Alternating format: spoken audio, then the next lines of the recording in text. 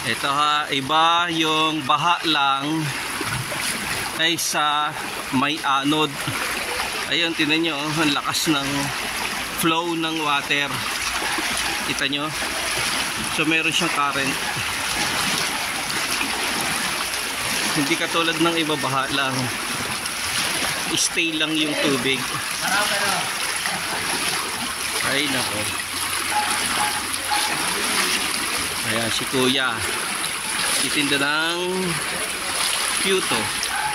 Ayan, yan. Tingnan niyo yung ano, botelya. Yan, ganyan po kabilis ang tubig. Kaya lang pagdating sa ilalim, malakas.